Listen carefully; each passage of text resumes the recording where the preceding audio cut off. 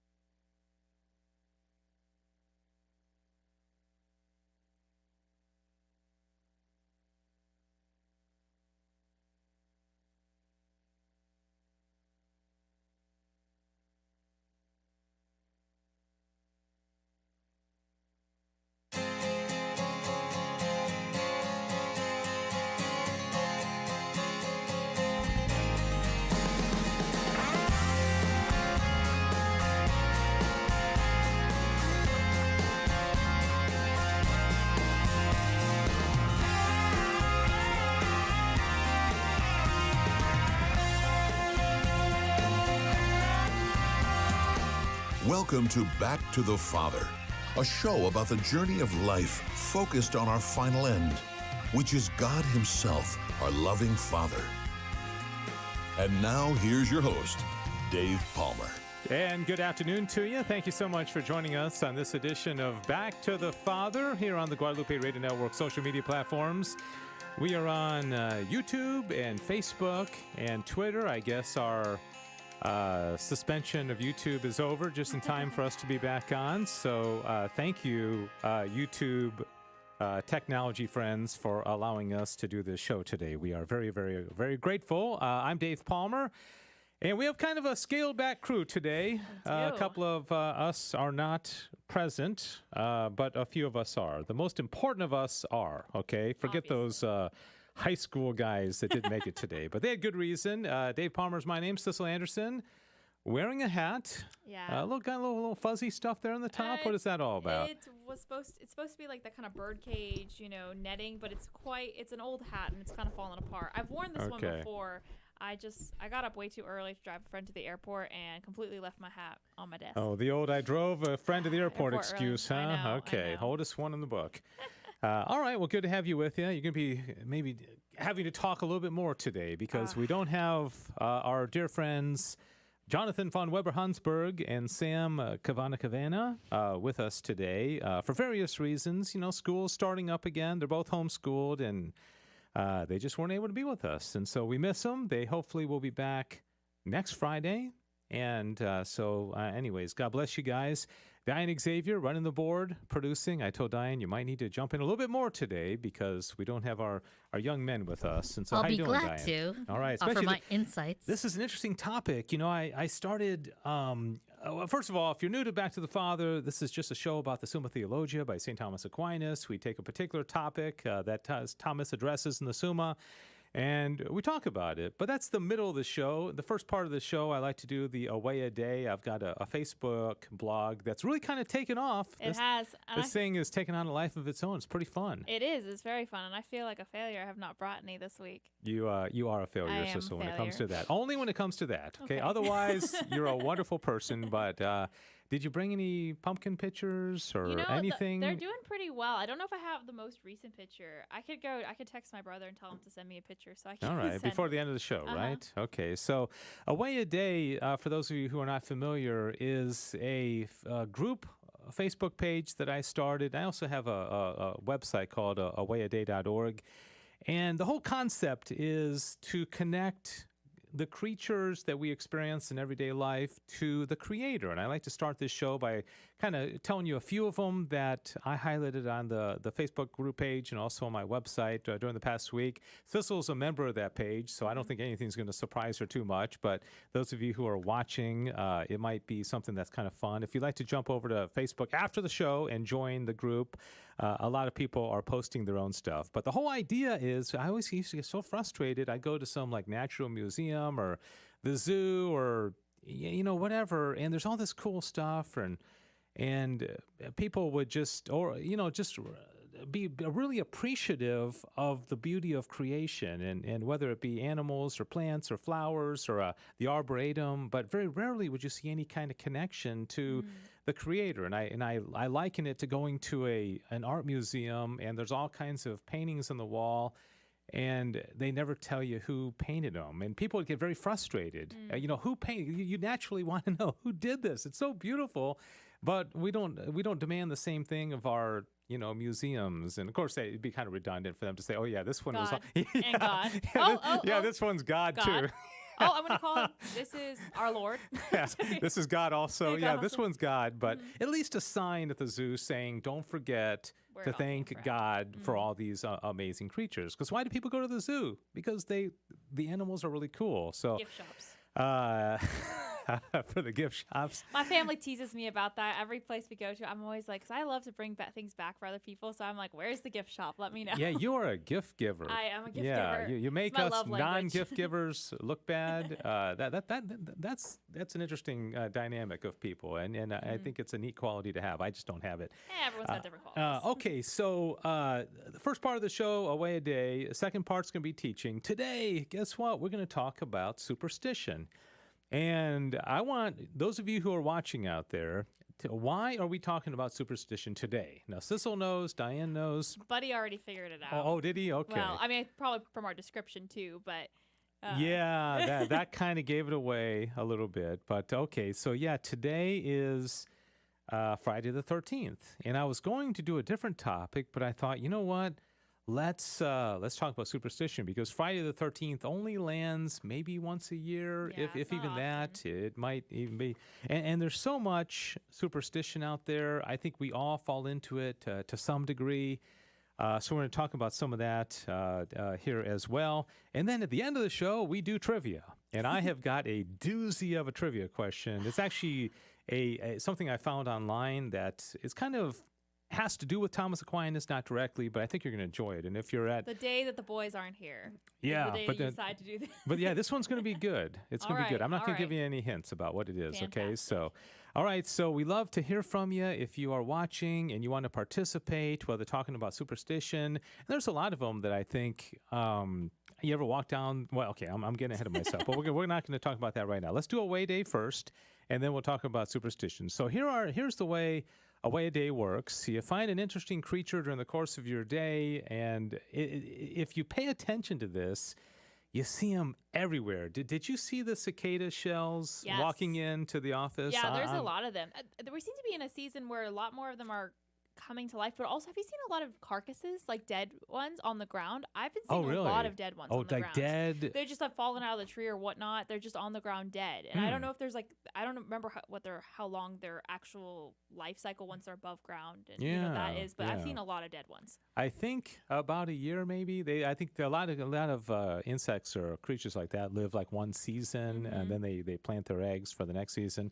All right, so you find something interesting in your daily life. It could be a tree or a bush or a lizard or a frog or butterfly, and then you connect it to God. It's amazing how much you can connect these things. So here's a few that I found just in the last couple of weeks, because we haven't had a show in 2 weeks. This was yesterday's, and I don't know if you saw this one or not, Sissel. This is a grass burr.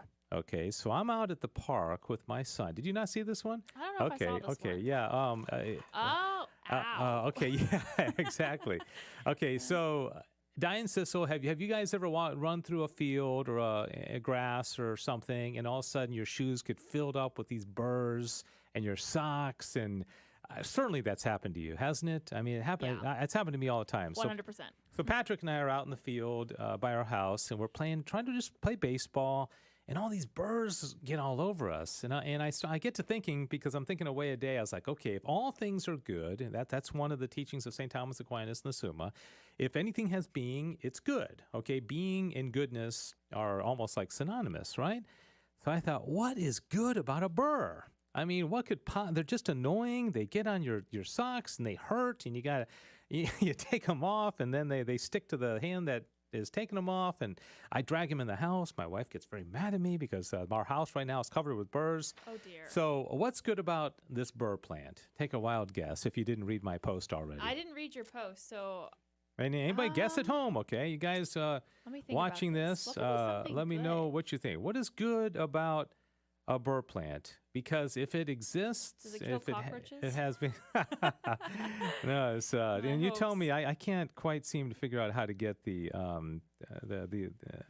comments. So you Okay, let I'll me know if monitor anybody them. I'll comments. monitor them. All right. And, okay. So first of all, I mean, the obvious thing is it protects the plant.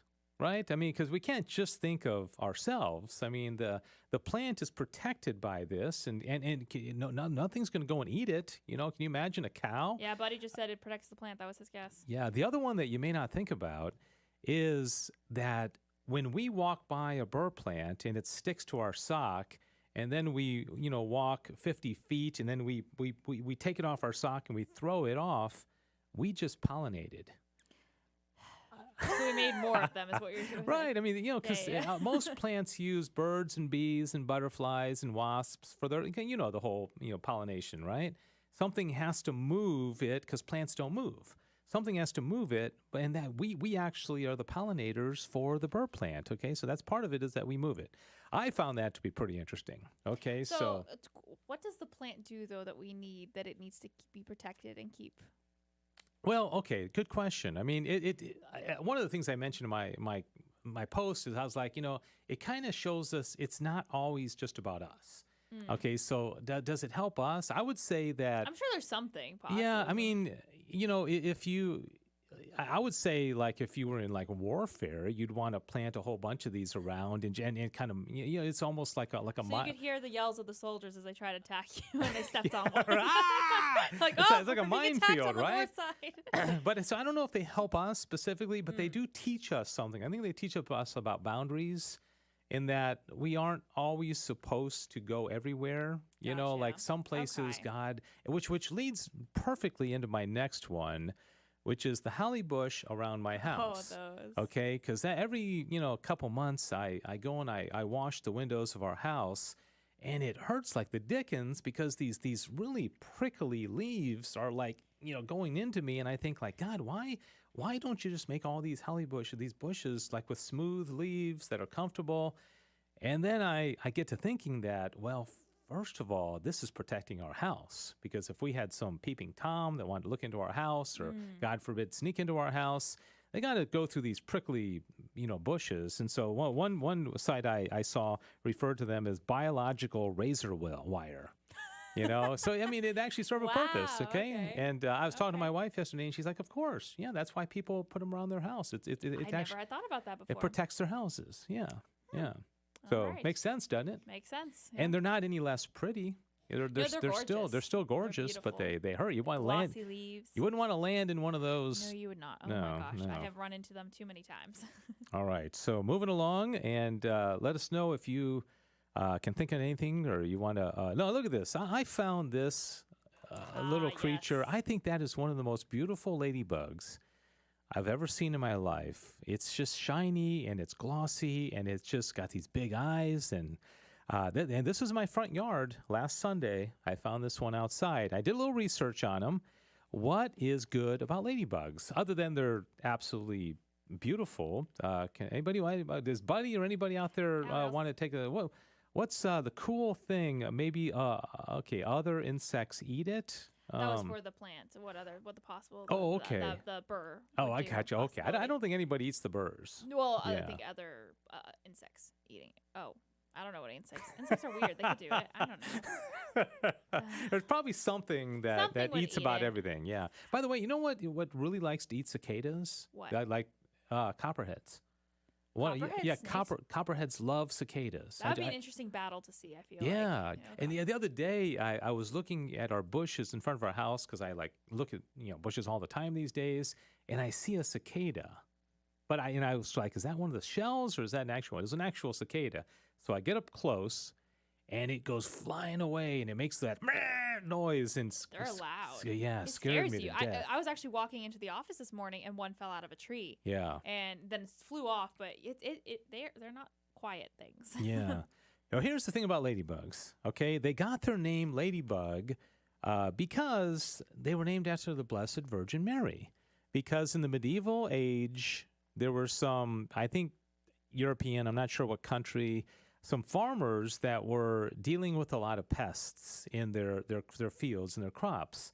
And all these pests were coming and destroying their crops, and they weren't able to keep a living. So they prayed to the Blessed Virgin for her assistance. Well, lo and behold, all these beautiful, colorful, bugs show up. And what you may not know is that ladybugs are predatory. They eat, in the course of their lifetime, an average ladybug eats about 5,000 bugs. So they're really good for gardens, and farmers love them, okay, because they eat bugs. And so they were so thankful to the Blessed Virgin that they started calling it the ladybug. And to this day, the name for a ladybug in German is Our Lady's beetle. Okay, that's how it translates into English, okay, Our Lady's beetle. And so I made a comment on the Facebook page. I said, I bet that's why God made them so beautiful, is because I don't think anybody is tempted to kill these, because they're just so beautiful. And then they fly, and they're, but they're very, very helpful to farmers and gardeners, okay? So, all right, a couple more of these away a day. This one you'll recognize, Sissel, because we saw this in our hallway. And yes. that is the model finger of Alondra de Lara holding the penny because I wanted to show you the size. Do you remember the name? Do you know what the name of this? Do you remember it? It was a. What was the name Let me of throw it? that out to Yeah, I our wanna know if vast anyone knows this listening one. audience right now. We actually have What is this little bug called? Anybody want to take a wild guess? I remember it was a type of fly, right? It was yeah, a type of fly, but I don't remember. It was a. Can I call it? I'm gonna name it a baby butterfly fly. that's just what you're naming it. That's my name. Okay, it's called okay. Let's see if anybody guesses. Okay, never kill them. I think there's a delay here because people I think are still commenting on the ladybug, which is fine. Appreciate the comments very much. So this is called a drain fly. Oh, that's right. Okay, a drain fly, and the reason they get that name is because they hang around drains, although this one was far from a drain, and they eat the sewage and the slimy, gross, organic material that, otherwise you got to clean up, and it causes mold and, all that kind of stuff. So they're very valuable, but they're tiny, okay? But it's also an indication if you see these around your house that you might have a problem. You might have some organic growth that you don't really want, and you maybe need to clean it up or something. In hindsight, Dave, I realized there was a couple of times this week I could have taken pictures. One was when we discovered a lovely family of maggots in our trash can. That'd be perfect. It was dark. It would probably not have been a great picture, but that was quite fun. That was when my sister sat my brother and I down and said, "All right, we need to figure out how to make sure this doesn't happen again." But maggots are really valuable. They are not in your house. They're baby though. flies, right? Yeah, they're The larva of basically flies. the flies. Yeah. But you know what they do though? The flies lay their eggs on like poop and stuff and carcasses, and then they're born. And the first thing they do is they start eating it. Yep. So that's helpful. Not inside the house. You're right. We had a crawfish boil one time, and we put all the crawfish carcasses out for the trash, and it had to sit there for a couple of days because we didn't time it right. And one day we look out in our front driveway, and there's like this parade of these big maggots moving up towards the house, and we felt like we were it was like the weirdest That's disturbing. like a weird Did they sci-fi like crawfish movie or something? I think they had finished with the crawfish. Maybe now they were coming for us or something. I don't know. So disturbing. Yeah, it was weird. Yeah, my wife was like, so I got the hose. I'm bigger than them, so I could handle them. All right, let's do one more here, and this is one of my favorite creatures in the entire world. Oh, so cute. Actually, there's two more, and I was actually at church last Sunday, and I went outside, and I couldn't help myself. I lift up this board, and I see this. And those of you watching at home, can you even tell what's there? It's a little bit hard because it blends in. Okay, does anybody on give comments, us a couple can you seconds tell to us? Yeah, because I give 'em know a I know there's a chance. delay. Do you know what that is? Can you see it even in there? It's so well camouflaged. That's not intentional for that particular creature. It just happens to. Is it one that actually I camouflage, or does it think- just happen to be near things that? When I lifted up the board, I almost didn't see it. It was so camouflaged, but that's got to be a defense mechanism because it doesn't Wow. want me to see them, right? Yeah. But they have Frog is what Buddy says. Okay, it's actually a toad, but Frog, they're close toad, enough. friends. Yeah. They're friends. All right, so that's a toad, and look how well it's camouflaged. We have a lot of toads in our neighborhood. Actually, they're quite cute. And when you pick them up, the first thing they do is they urinate, right? That's one of their. I've not picked one up recently. You've never picked up a toad? I Yeah. have one. My brother and I captured one as a pet when we were younger that we named Carmine and lived in a box in our garage for about a week until we realized that we had to feed it live food, and we didn't want to do that. So toads are so cool. And that's the thing. They got these long, sticky tongues. You ever seen one eat? I have.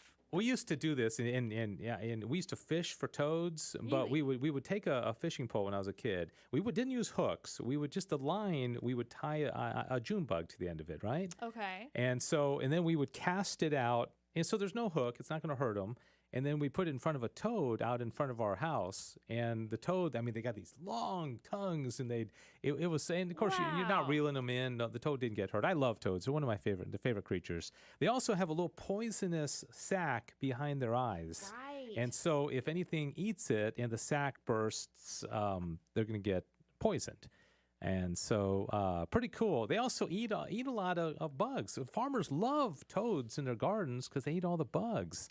So they're very helpful to us. Okay, final one. I'm just going to show this if you can see it.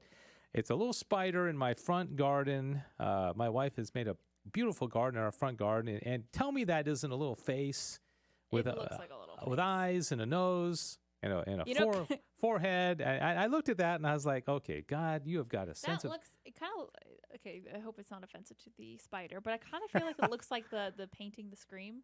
Yeah, that's exactly what my daughter said. Yeah, okay. Yeah. You're afraid of offending the spider. I think they'll get over it. No, Yeah. No, that's exactly what my daughter Morris said. She said, "Dad, have you seen The Scream?" It's like that kind of weird, kind of spooky kind of thing, right? Okay. So does everybody see that? Gorgeous. You see the little. I mean, I don't know if you can see my cursor there, but you got eyes. And I can point out. and I looked at it and I immediately thought it looks like a person looking right at me. Okay, so all right, that's a way a day. If you want to participate, go to our Facebook group page. Now we got about 25 members on it. That's awesome. And our friend Carla is always posting beautiful things. And the whole point is connect creatures with the Creator, and also see how God has everything worked out.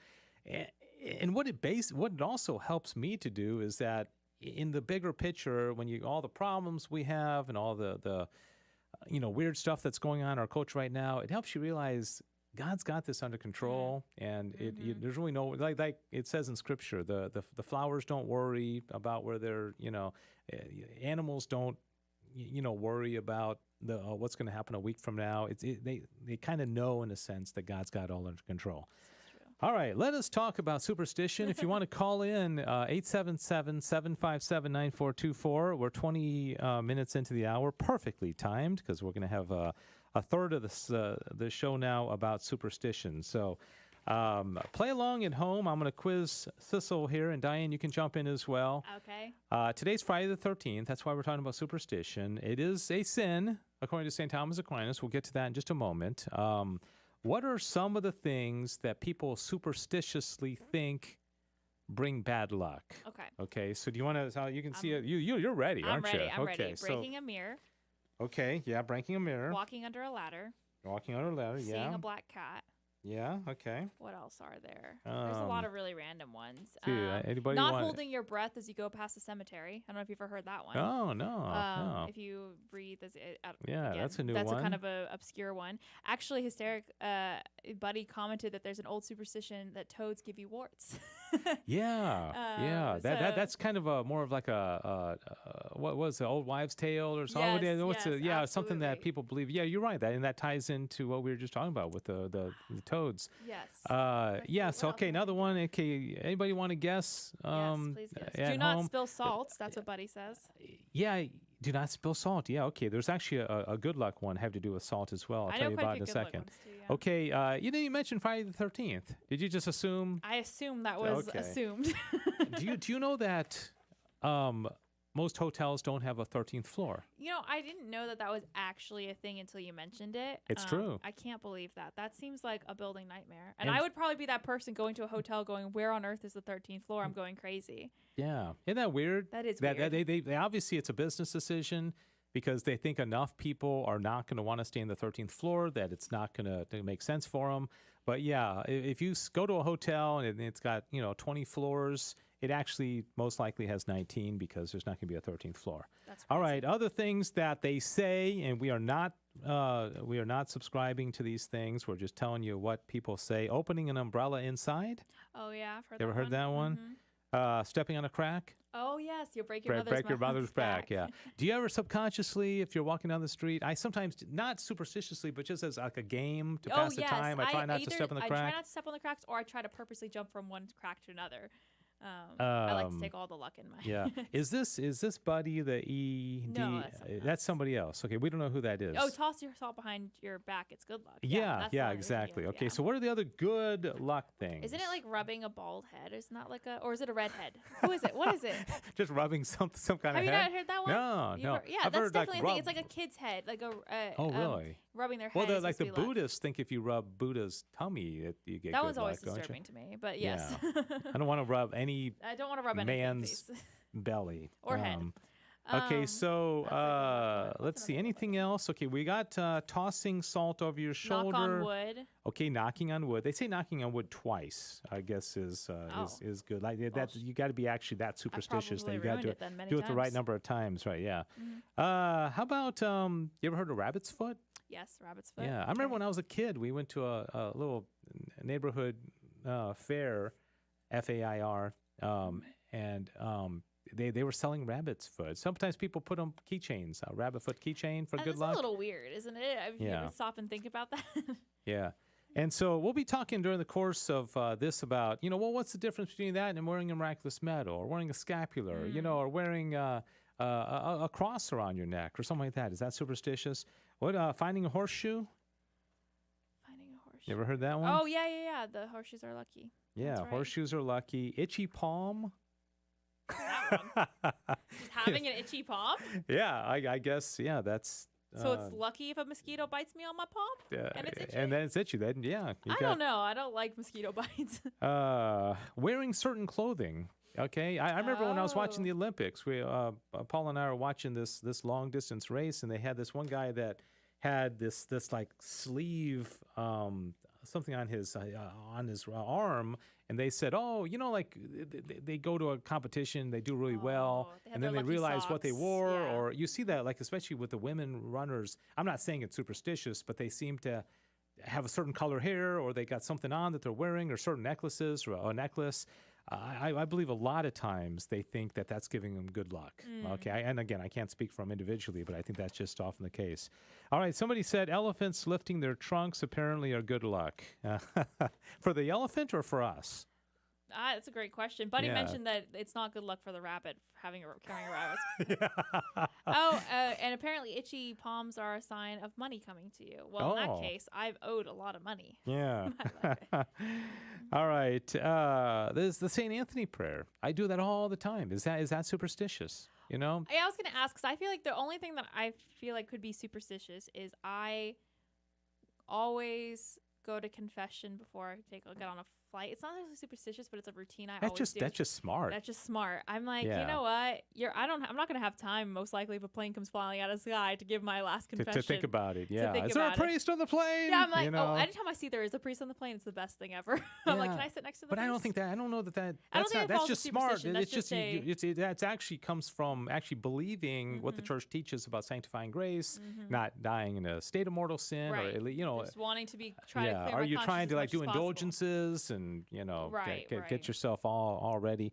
Okay, so let's talk about St. Thomas's teaching on superstition on this Friday the 13th, and I will admit I don't. The Friday the 13th doesn't even faze me. I mean, it's more just a joke for my friends and I. I know my friend's birthday was Friday the 13th, and I actually flew on a plane too. Oh yeah, I wonder if they have fewer people fly in a day like this. That's great. That's a great question. It'd be interesting. Anybody in the flight airline industry? I would love if someone could chime in. I know. I said, I put my friend on a plane this morning. It was kind of funny. Her plane got delayed. They didn't have a plane for like an hour, and then they sat on the tarmac for another 30 minutes. So I was kind of like, haha, that's kind of funny. Yeah, it's kind of weird. Okay, so, all right. So in the Catechism of the Catholic Church, paragraph 2111, it says, superstition is the deviation of religious feeling and of the practices this feeling imposes. It can even affect the worship we offer the true God. For example, when one attributes an importance in some way magical to certain practices otherwise lawful or necessary. To attribute the efficacy of prayers or of sacramental signs to their mere external performance, apart from the interior dispositions that they demand, is to fall into superstition. So, yeah, I think what they're saying here is even if you put holy water on yourself and you think by the mere fact that I put holy water on, if this is going to do something for me, and not having that interior disposition of belief and holiness. I think if you said I'm going to go to confession just by the mere saying of these words, well, I mean, there's some truth to that, but you have to have the interior disposition, right? Well, on one of the flights my family and I took back from Mexico, I remember I was praying a rosary because that's what I do every time we take off and land because that's when I'm most nervous. But I'm like, it's okay. Mama Mary's got us. And the gentleman next to me, he did the sign of the cross as we took off. And it was interesting because I don't know was he a practicing Catholic, or was he just doing that because it's like something his family always did, you know, kind of that protection sort of thing. And Ed on YouTube said that he always carries his Bible in his backpack, and he always thought that his rosary had some form of effect on protection as well. Yeah. So. Well, there's there was a story. I think it was like Ted Bundy or something. One of these like mass murderers. He confessed later on that he went into a house like this sorority or something, and he was nuts, and he would always kill women. And he said that he in an interview afterwards. I may get some of these details wrong, but I remember hearing this. Is that he did unfortunately and evilly kill a few women, but he went into a room and there was a girl there, and she had a rosary on, and he said he couldn't do it. Wow. He admitted later on there was something. I mean, that probably was maybe. I mean, what are you superstitious about when you're a mass murderer? But there was something that held him back. He couldn't do it, and so that young lady going to bed that night with a rosary, you know, that wasn't superstition. That actually protected her. Right. No. Absolutely. So. And all right. Well, I'm still having a hard time figuring out how to read all these comments, so you can keep track of those. You got this, don't you? Oh, yeah. All right. So there's a virtue called religion. I don't know if everybody knows this or not, but religion is actually a virtue, and it's where you give due worship to God. Okay. So if you are a religious person, that means that you are practicing the virtue of religion. Okay, religion isn't just, you know, where we come together and go to Mass on Sundays and worship. It's actually a virtue. And so when he talks here, this question is it a vice contrary to religion? He's meaning, is it contrary to the virtue of religion? And he says, religion is a moral virtue. Every moral virtue observes a mean. Therefore, a twofold vice is observed to a moral virtue, one by way of excess, the other by way of deficiency. Again, the mean of virtue may be exceeded, not only with regard to the circumstance called how much, but also with regard to other circumstances. In certain virtues, such as magnanimity and magnificence, vice exceeds the mean of virtue not through tending to something greater than the virtue, but possibly to something less. And yet it goes beyond the mean of the virtue through doing something to whom it ought not, or when it ought not, and in like manner as regards other circumstances, as Aristotle says. Accordingly, superstition is a vice contrary to religion by excess, not that it offers more to the divine worship than true religion, but because it offers divine worship either to whom it ought not, or in a manner it ought not. So what he's saying here is basically that superstition is giving our the attention, the worship that we should give to God to something else. So by, attributing to that rabbit foot something that should be attributed to God, you know? That's what Buddy was just commenting. He says a superstition displaces God. So would believing in a superstition be against the first commandment, which I kind of feel like was what St. Thomas is kind of getting at there. Yeah. Now, this, in the Summa, the whole second part of the Summa is really focused on the 3 theological virtues and the 4 cardinal virtues, and all the other vices and virtues and things that fall under them. This actually falls under the virtue of justice, because religion, being the right worship of God, is actually falls under justice. And so we owe something to God. We owe something to other people too. But by being a religious person, we're being just before God. And so by practicing superstition, it's actually unjust. But I think Buddy's not wrong, though. It is certainly against the first commandment, where we only worship the one true God, right? So, are there various species of superstition? Okay, so now this is when he starts talking about the different kinds of superstition, and he gets into a lot of them. In fact, I thought when we picked this topic that this was going to be something like, there's probably like 2 articles in the Summa. There's a lot. There's several questions and multiple articles about this. And so he says, the first species of superstition, or to whom it ought not be given, namely to any creature whatsoever. So if you attribute to, anything, like a demon. There's one that he's going to be talking about, people making pacts with demons. Demons are creatures, okay? Rabbits are creatures. St. Anthony is a creature. If you give him too much credit, undue credit for magically finding things that you've lost, then without referencing it back to God, then I think that would be it. Okay, idolatry is one of them. I have a problem. I always had a problem with the show American Idol. It's like, I know they're not asking you to idolize this, but they're people are expressing talents, and you're using the word idol. I think maybe they should have picked a different word. Yeah. But there's a problem. How often do people say, "Oh my goodness, I idolize that rock star, that that musician or that athlete or something like that." I know people idolize Olympic athletes and that kind of thing. Okay, all right. Divination is consulting with demons. I don't think that's that common. I mean, a lot of people consulting with demons. Doing that, I don't think so. Well, what do we consider consulting with demons? Because I feel like there are a few things that I'd say a good number of people do, more people than definitely should be, or like things like Ouija boards and stuff like that. I don't think that's like consulting with a demon, but that's the idea of trying to like reach. Yeah. Diane, did you have something? How does one know if somebody's a demon or consulting with demons?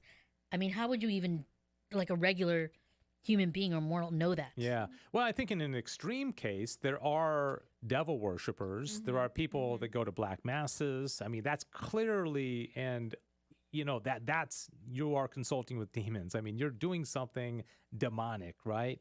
You also hear sometimes about these people, and I got to think this actually happens, where people sell their soul to the devil for like success. You've heard about these people that want success in the entertainment industry or music, and they're willing to sacrifice, and they'll actually make a pact with the devil. Have you heard about that, Diane? No, I haven't. Yeah. And what's going to happen in the end is you face God face to face, and then, your whole life will flash before you. Yeah, so I think that's probably more of an extreme kind of case that most people aren't doing. I think there are some people that are so desperate for worldly goods that they will, allow to reach out to the demons. Or some people are just their intellect is so darkened, and they've really become so evil that they.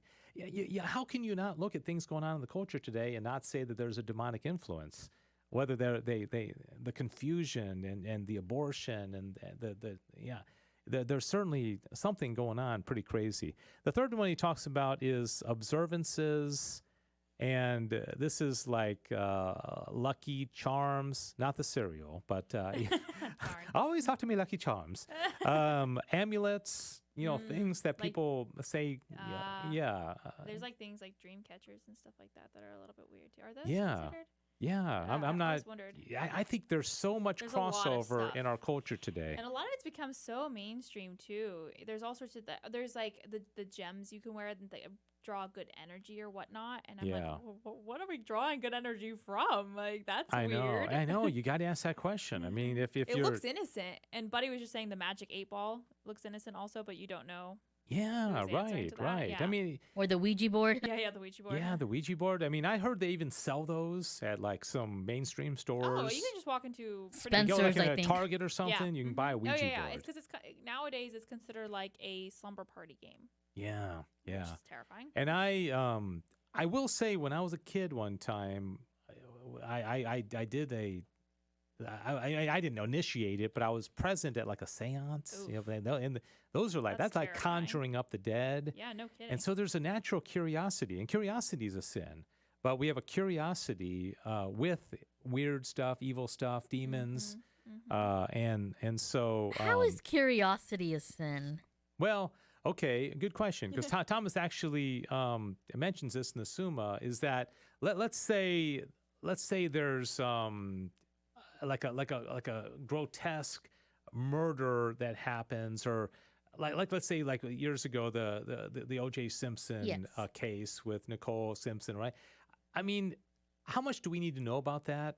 Like, like a lot of people got into all the details. You're going and how did she die? What happened? Who's this? And there's like the curiosity means inquiring into something more than what we need to know. Now, if you're the lead investigator in that case, you need to know. well, then you need to know. But most of us don't need to know the details. How about if you work in the media and that's your beat?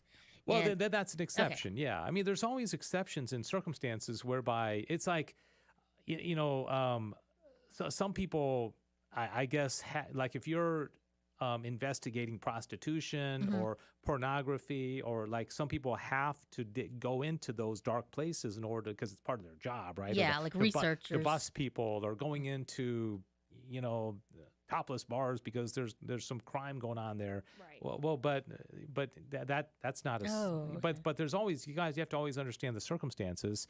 But and I think this is a huge problem in our culture, and I certainly have been guilty of it, of just trying to know more than we need to know about things. Too much curiosity, and that's of course, curiosity killed the cat, right? All right. Now, this is kind of an interesting question. Can there be anything pernicious in the worship of the true God? Now, here I highlighted, because I won't read the whole thing, and it says here, and I think this is something that I'd love to get some comments from those who are watching. It says, he talks about it is pernicious to make use of the ceremonies of the old law, whereby the mysteries of Christ were foreshadowed as things to come. Okay, so for example, the old law had its purpose. The Old Testament, the ceremonies of the old law. If you're, as an extreme example, going out and like sacrificing bulls and bullocks and goats and sheep, like they did in the old law, that's no longer the thing, right? God's not asking us to do that. Now, that's an extreme example. If you're having Now, if you're a Christian and you're having a Jewish ceremony, now here's one of the more controversial ones, and I'd love to get people's thoughts on this, because we've done this. You ever heard of the Seder meal? I've heard of it, yes, but I can't recall exactly what it is now. At A&M, we at St. Mary's, they hosted a Jewish rabbi teaching us about the Seder meal and Jewish tradition. Now, some would say, and I'm not saying I'm going to put myself in that camp, a Seder meal is basically on Holy Thursday, kind of reliving what the Jews did at Passover, and you typically have unleavened bread and some lamb, and you're kind of ushering in the Triduum, but you're doing it in the way that the Jewish people did of old. Okay, I'm not. Like I said, I've done it. We haven't done one of those in many years, but some people will say, no, that's what the Jews did. That's not what Christians do right now. Another one that some people say, they think circumcision shouldn't be done because that's an old law thing. Now, I'm not against circumcision, but some people say that was an old law. That's what God gave to Abraham. Okay, that's not. And again, these are two of the more common, modern day ones. But if you're doing something that was relegated to the old law, that has been superseded. And I'm not saying that circumcision and the Seder meals fall into that category. Some people have argued that. Okay. The next one is kind of interesting, and tell me if anybody has commented on any of that kind of stuff. But he says falsehood in outward worship occurs on the part of the worshiper, and especially in common worship, which is offered by ministers impersonating the whole church. And I wonder if of course, in the 13th century, there were no Protestants. Right. But I wonder if, back then, if somebody wasn't a Catholic priest, but they were still like maybe pretending or doing Catholic priest stuff, if that's what he's talking about. He said, for even as he would be guilty of falsehood, who would, in the name of another person, proffer things that are not committed to him, so too does a man incur the guilt of falsehood, who on the part of the church gives worship to God, contrary to the manner established by the church or divine authority. Which is interesting, because this is talking about worship, and that's been in the news a lot lately with like the traditional mass. What exactly did the Pope, say in his motu proprio about the Latin Mass, and when it can be said, when it can't be said, what authority the bishop has. So this has to do with worship. Okay, so anyways, interesting. And so let me move on to this one. Divination. Okay, now this is having to do with fortune tellers, soothsayers. Gotcha. They're all over the place. Haven't you seen? Tarot cards. Everywhere. People do this a lot, and even just your daily horoscope sort of thing. That sort of stuff. And I know there's a lot of people that would say, oh, it's just kind of innocent fun, or like Buddy said, the Magic 8 Ball, or rolling dice, just it's any way that you're kind of putting it at chance. And Aquinas here in this, and you can read it if you want, but he basically is putting it into three different categories. He's saying that, somebody may predict something like an eclipse, right? And he even actually makes that example, okay? And the fourth line down, he said, astrologers foretell a coming eclipse. That's based on science. Right. I mean, every astronomer knows when the next eclipse is going to happen, right? They can pinpoint it exactly. So that's not divination, because that's just reading science, right? And then you get into something like forecasting the weather. I think next Tuesday the high is going to be 95 and it's going to be thunderstorms. That's not divination. It can't be, because they often get it wrong. Right. Yeah, but even to say that they think they know, but they're using science. They're looking Absolutely. at things like that. But then he talks about when it gets into, and let me see if I can find it when we're here. Other causes consider themselves are indifferent, and this is chiefly the case in the rational powers, which stand in relation to opposites.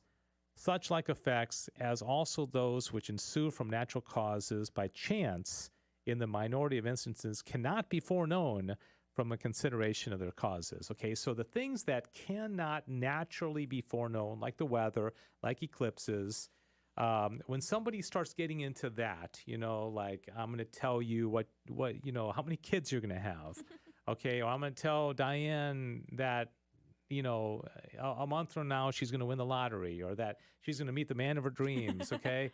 Okay, that gets into the point where that's not natural science. Gotcha. That now we're getting into me trying to have a spiritual ability that I don't really have a right to, right?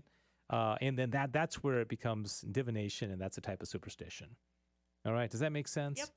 And then, okay, and this is fortune telling. I'll just read this. He said, men attend to all these observances not as causes, but as signs of future events, good or evil, nor do they observe them as signs given by God. How many fortune tellers are saying, praise be God, our Lord Jesus Christ? Since these signs are brought forward not on divine authority, but rather by human vanity, with the cooperation of the malice of the demons, who strive to entangle men's minds with such like trifles. Accordingly, it is evident that all these observances are superstitious and unlawful. They are apparently remains of idolatry, which authorized the observance of auguries, of lucky and unlucky days, which is allied to the divination by the stars. Think of astrology. Right. Think of are you a Sagittarius or are you a Pisces? And if you're if you're a Pisces, then you have this personality type. This touches on so many things. It does. It's so prevalent all the time. I get ads on my phone all the time like, do you want to know what's your horoscope, or who you can find out who your soulmate will be based on who you are. But based on your sign. That kind of stuff. Yeah. That's kind of weird. Mm-hmm. Okay, so all right, and then it says, except that these observances are devoid of reason and art, whereby they are more vain and superstitious. So, okay, so all type of superstition is sinful, but again, you have to understand the fine line between your weathercaster on TV is not superstitious. Your doctor is not superstitious by saying if you continue this diet that you're on, you're more likely to get cancer, or you can if science is involved, then it's not going to fall into that category, right? Right. All right. Anybody have any comments? Anybody want to call in and make a comment and let us know if this makes sense to you? 877-757-9424. 877-757-9424. It shows you how things written 700-800 years ago during the medieval age still pertains today. Oh yeah, absolutely. In fact, I think it's the way Thomas writes. It's very, very straightforward. It's very easy to understand if you get through the language and the philosophical terminology and all that. It's very, very straightforward. All right. Do you have a comment? I was just going to say I have a picture of the pumpkins. It wasn't that intelligent of a conversation. Can you put it up to the screen so everybody can see it? Go over. Oh, actually, that's not too bad. Let me see. Worse. Yeah, I don't see any pumpkins growing, though. There's no pumpkins, they don't look nice that much different than they did 2 weeks ago. Have they grown? They're quite a bit bigger. And I think pretty soon they're going to start becoming full-on vines, just like go all over the yard. So that'll be exciting. That's our pumpkin update, thanks to my brother who ran outside. All right. Thank you, Willem. David L. Gray says weather people usually get it wrong. LOL, yeah. And as a degreed meteorologist, yes, I can tell you that, sometimes it's pretty amazing. They tend to get the hurricanes relatively right. Yep. There's a lot of science to it. Upper level winds. Oh boy, look at that. Okay, I'm looking at your picture now because there's a delay of those those pumpkins, and we're going to keep track of my pumpkins as we get closer to Thanksgiving and Halloween, more especially, and All Saints Day, and all that kind of stuff. Mm-hmm. All right, so now we are. Do we have our music bed? Do you want to get into it? All right. I think it's coming. Okay, Stand by. you got it? And I couldn't find the music bed, but I have the sound effects. Oh, okay. Oh, That's fine. okay. You have to sing a song now, Diane, unfortunately. This is so Now live to the... Gives Dave Summa to talk about. Yes, there we Dave go. Palmer. These are trivia questions. I don't think you have Adrian to lean on today, do you? I don't. I have 2 questions, though. I did manage to come up with 2. They're and not mine the best. actually is 10, but it's That is multiple not choice. Fair at all. That is. Oh my goodness. Okay, well, so go ahead, give me let me have your questions. Oh man, I feel really lame now. Okay, so my first question is, who was it that came and took St. Thomas Aquinas home from the Dominicans? Took him home from the Dominicans. Yeah, when he ran away to go join the Dominicans and he got taken home. Who came and got him? Oh, okay. When he ran, you mean they took him back, Yes. and that's when they put him in the tower? Yes. His brothers. Can you be more specific? Like names? Yeah. Names of his brothers? A name of A his name, brother. Festus. Nope. It's Ronaldo.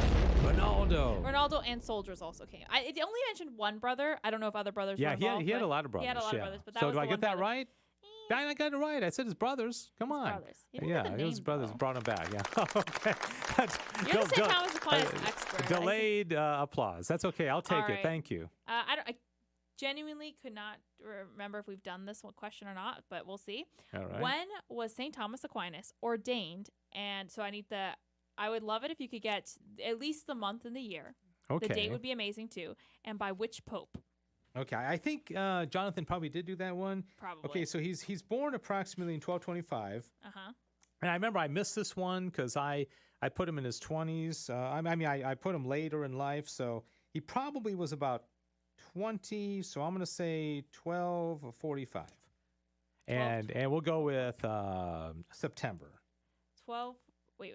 Give that again? 1245? It's when he was ordained? Yeah. No, it's 1323. Oh, wait.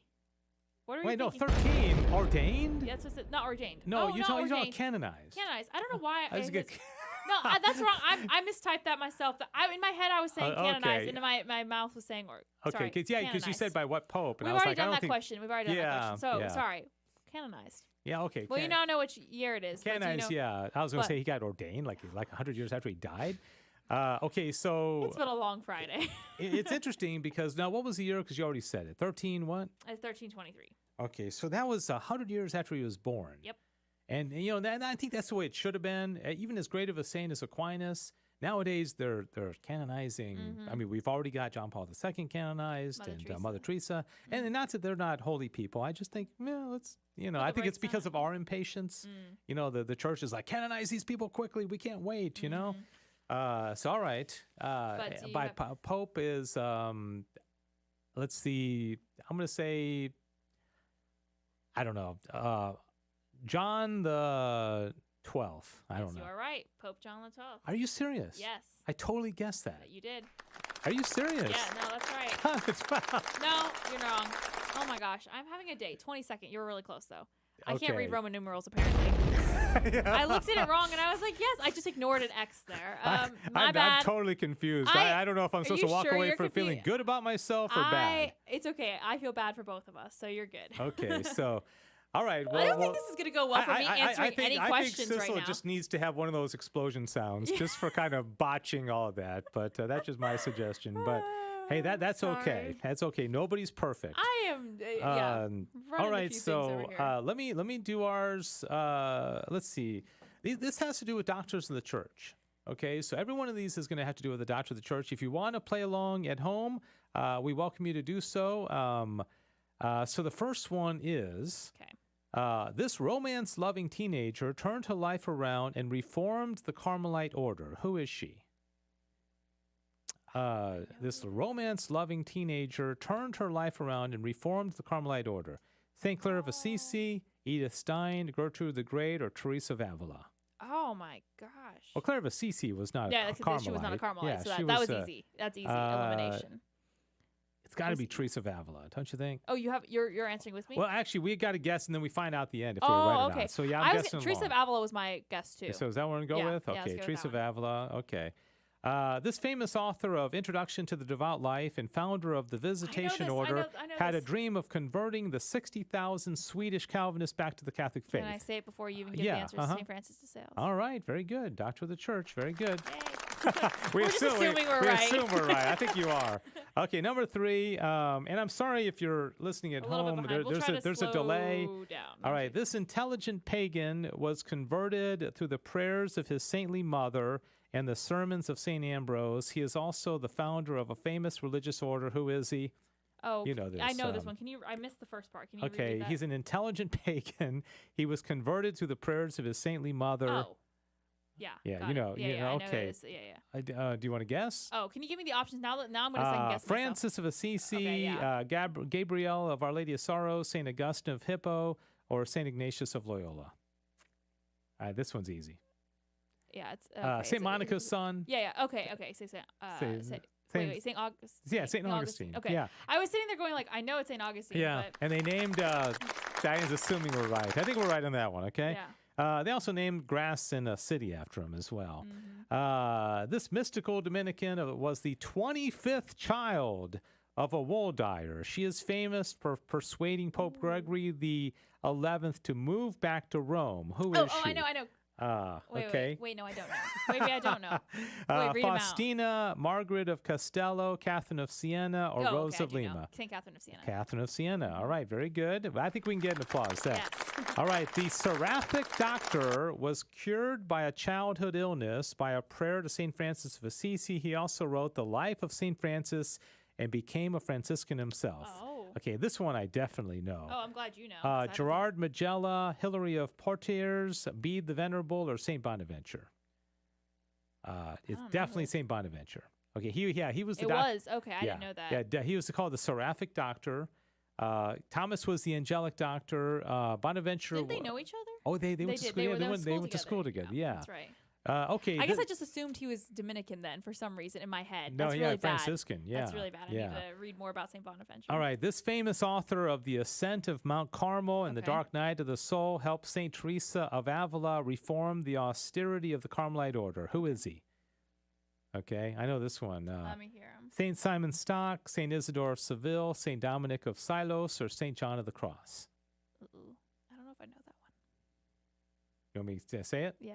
St. John of the Cross. Okay. Yeah, definitely. Yeah, he and St. Teresa of Avila were very, very close. And I feel like when I was looking up good Catholic, like saints who were friends, I feel like I remember seeing that. Yeah. Together. It's interesting how many times God even put a man and a woman friends, Clare and Francis, Teresa and John. All right, number 7, we got 10 of these. This popular Portuguese saint left the Augustine order to join the Franciscans. Ooh. He is often pictured holding the child Jesus and was canonized only 1 year after his death. Okay, we were talking about going. Yeah. It used to not be that fast. I feel like we might have. Okay, Portuguese saint. And I don't know this one for sure, but I think St. Anthony of Padua. Okay. St. Isaac Jogues, Maximilian Kolbe, Francis of Assisi. Okay. Well, we know Francis of Assisi was not Portuguese. And we know St. Maximilian Kolbe wasn't. Yeah, he was Polish. And St. Anthony of Padua. Padua is a city in Italy, right? Italy, yeah. So I guess it's got to be St. Isaac Jogues. And also he got killed. He's a martyr. Okay. That's probably why they canonized him so quickly. Because are we going with St. Isaac Jogues? I think so. That's okay. All right. Number 8. This lawyer declined an arranged marriage, founded the Redemptorist order, and was tricked into signing a false document. Who is he? Oh, no. A lawyer. A lawyer. Luis de Montfort, Alphonsus Liguori, Francis de Sales, or Dominic Savio? Do you know this one? I don't. Oh, okay. I feel better now. The Redemptorists. I don't remember who started. I'm gonna.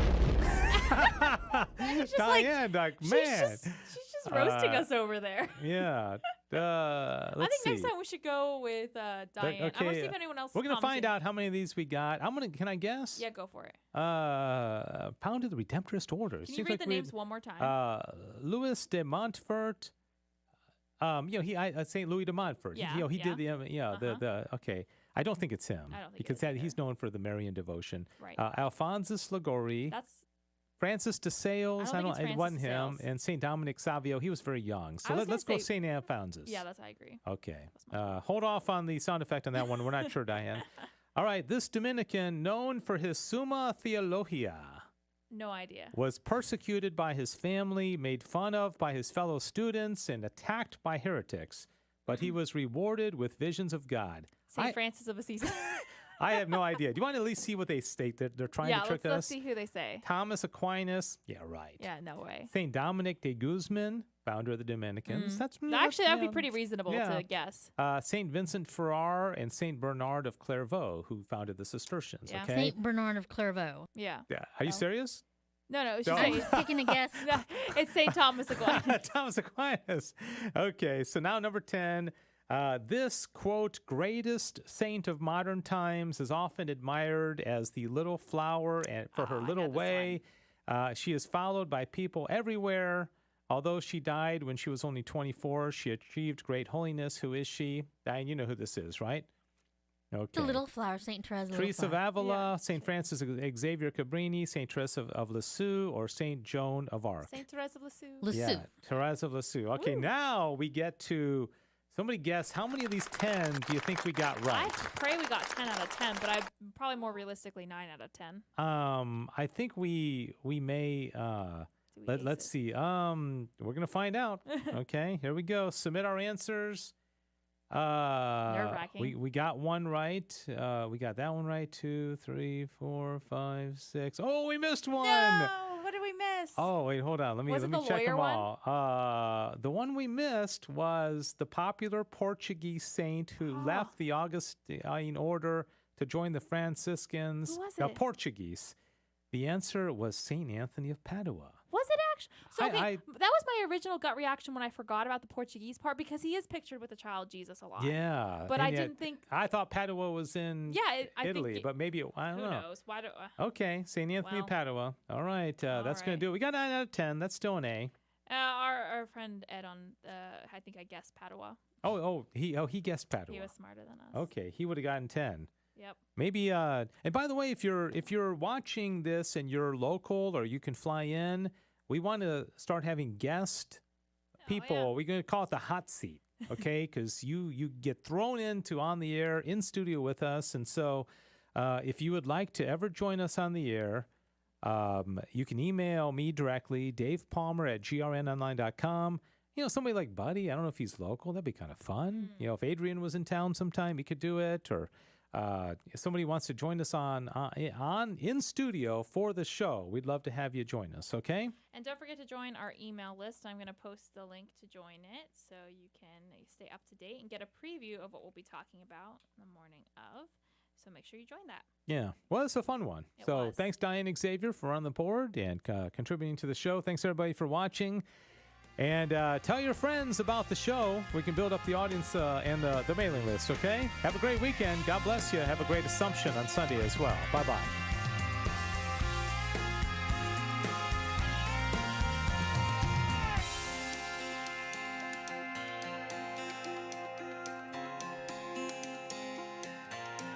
Thanks for joining us for Back to the Father. And don't forget, the glory of God is the human person fully alive. If you have comments about the show, email Dave Palmer at grnonline.com.